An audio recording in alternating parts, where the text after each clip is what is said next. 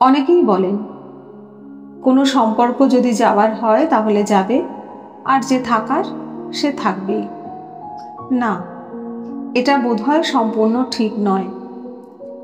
আপনি একটি গাছকে যত্ন করে বাড়িতে নিয়ে এলেন, সুন্দর টবে পুঁতলেন, গাছটা দুদিন খুব সুন্দর ফুলও দিল। তারপর ধীরে ধীরে আপনি নিস্পৃহ হয়ে গেলেন, আর যত্নটুকুও করলেন না, সামান্য জলটুকুও নিজের হাতে দিলেন না। চোখের সামনে দেখলেন গাছের পাতাটা হলদে হচ্ছে, ঝরে পড়ছে, মাটি শুকিয়ে কাঠ, তবুও জল দিতে ইচ্ছে করল না। আপনি ভাবলেন থাকার হলে থাকবে, যাওয়ার হলে যাবে। না না, এটাকে মেরে ফেলা বলে। সম্পর্কের ক্ষেত্রেও ঠিক এমনই হয়। যাকে রাখতে চান তাকে সময় একটু যত্ন করুন। একটা জন্মদিন, একটা বিবাহবার্ষিকী, একটা ভ্যালেন্টাইন ডেতে ব্যস্ততা একটু কম দেখান কাছের মানুষটাকে। একটু সময় দিন, একটু যত্ন করুন সম্পর্কটাকে।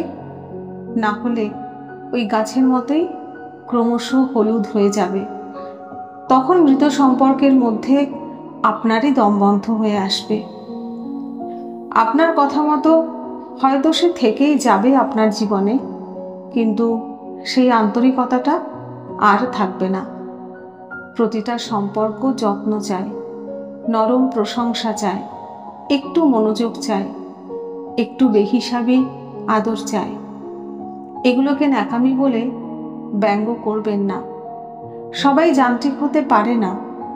যাবে আর কোথায়, থেকেই যাবে। তাই ওই যে থাকবার সে থাকবেই ভেবে আত্মপ্রসাদ লাভ করবেন না। ওই থাকাটা অনেক সময় ইচ্ছার বিরুদ্ধেও হয়।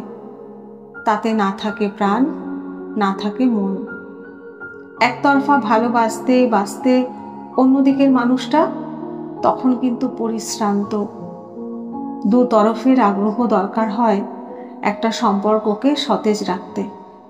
মনে রাখবেন, অপেক্ষারও ক্লান্তি আসে, একতরফারও ধৈর্যচ্যুতি হয়। এতদিনের দীর্ঘ প্রতীক্ষা যখন ক্লান্ত হয়ে যায়, তখন আমরা নাম দিই বিচ্ছেদ বা ব্রেকআপ। তখনই হালকা চালে বলি, যে চলে যাবার সে যাবেই। কথাটা কি আদৌ ঠিক, সম্পূর্ণভাবে সত্যি?